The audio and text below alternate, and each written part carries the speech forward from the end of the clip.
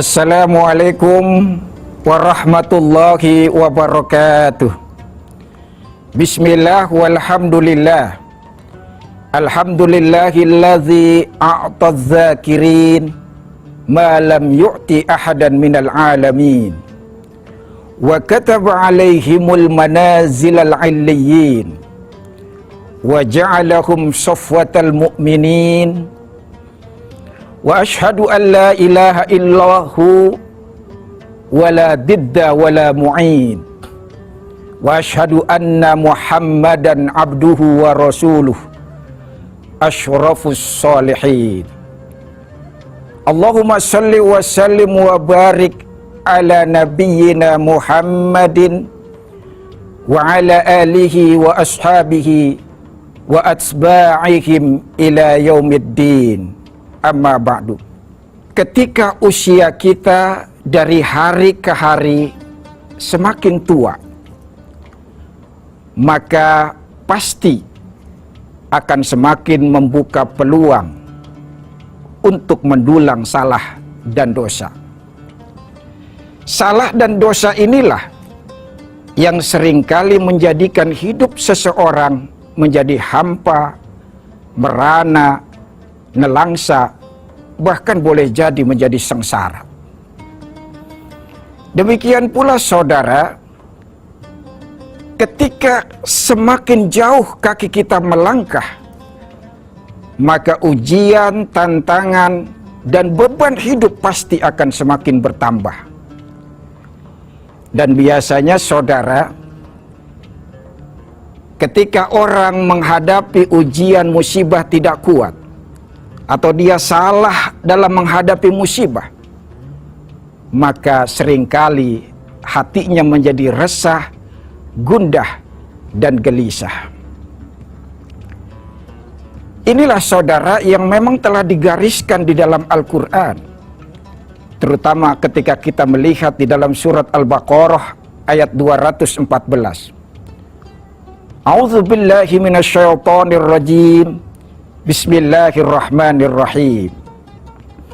Am hasibtum an tadkhulul jannata wa lamma ya'tikum mathalul ladzina khalau min qablikum massathumul ba'sa'u wad-dharra'u wazulzilu hatta yaqula ar-rasul wal ladzina amanu ma'ahu mata nasrullah ala inna nasrullahi qarib. Dan apakah kalian menyangka bakalan masuk surga sementara kalian belum pernah mengalami apa yang dialami oleh orang-orang sebelum kalian? Mereka ditimpa penderitaan, kesulitan, bahkan digoncang oleh berbagai macam cobaan. Sehingga Rasul dan orang-orang yang beriman bersamanya berkata, kapan datangnya pertolongan Allah? Ingatlah, sesungguhnya pertolongan Allah itu sangat dekat.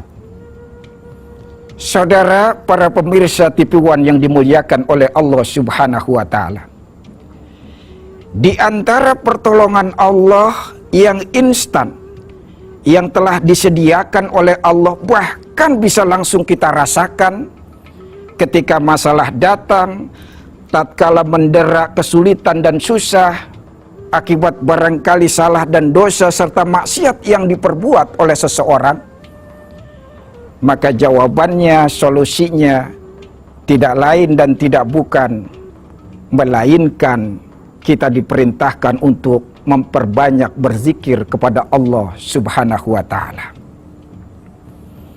Saudara, para pemirsa TV One yang dimuliakan oleh Allah Subhanahu wa Ta'ala, berzikir bukan sekedar amalan yang sangat dianjurkan, tapi dia memiliki keajaiban-keajaiban yang luar biasa. Bukan hanya dari sisi keutamaan, manfaat, dan khasiat dari amalan tersebut, tapi saudara, kalau kita lihat dari sifat, karakter, dan pelaksanaannya, ibadah berzikir ini memiliki berbagai macam keajaiban dan keistimewaan dibandingkan ibadah-ibadah yang lainnya. Haji misalnya, orang untuk melaksanakan menunaikan ibadah haji harus pergi jauh ke Mekah, ditunaikan di Masyaril Haram. Nggak bisa sembarangan di tempat yang lain. Nggak pernah saya mendengar, "Mas, yuk rame-rame kita ke gua Pemijahan." Mau ngapain, Mas? Kita mau pergi haji. Belum pernah saya dengar. Kenapa? Karena memang harus di Masyaril Haram, bahkan wukufnya harus di Arafah. Belum pernah saya dengar, "Yuk kita ke gunung." Kagak ada. Tetapi berzikir, Allahu Akbar, bisa kita lakukan dimanapun, tidak harus pergi ke Mekah, tidak harus pergi ke Gua Bundar, di sembarang tempat dimanapun kita berada, kita masih bisa berzikir. Bahkan mohon maaf, ketika kita buang hajat pun, sebagian ulama masih membolehkan berzikir dengan sir di dalam hati. Apalagi berzikir tidak perlu kostum khusus. Kalau haji, mau dia tentara, mau dia presiden, menteri, pejabat, melaksanakan haji, harus lepas seragamnya, pakaiannya, ganti pakaian ikhram. Tapi kalau berzikir, kita boleh pakaian apa saja. Yang TNI, Polri, silakan dengan uniformnya. Yang perawat, dokter, monggo dengan jubah kebesarannya. Yang karyawan, apalagi silahkan dengan seragamnya. Tidak harus ganti pakaian dulu. Saya mau ganti pakaian khusus dulu nih. Mau ngapain? Mau berzikir? Enggak perlu. Demikian pula berzikir tidak harus nunggu waktu dulu. Sebagaimana sholat fardu harus masuk waktunya dulu.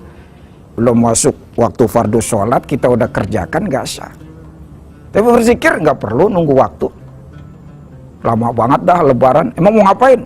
Gue mau berzikir, nggak harus itu. Dia bisa kapan saja, di mana saja. Bahkan puasa, kita harus puasa Ramadan harus dikerjakan di bulan Ramadan. Haji harus dilaksanakan di bulan-bulan haji. Tapi berzikir nggak perlu tuh nunggu bulan-bulan yang lain. Lama banget bulan purnama dah, mau ngapain mau berzikir? Nggak perlu. Ya, amalan yang begitu sangat fleksibel, berbeda dengan amalan-amalan yang lainnya. Maka siapapun kita, sebagai apapun dan apa saja aktivitas kita, tidak menghambat kita untuk melaksanakan ibadah zikir. Lagi syuting seperti ini nih, abang-abang kameramen sambil berzikir, Allahu Akbar, hebat.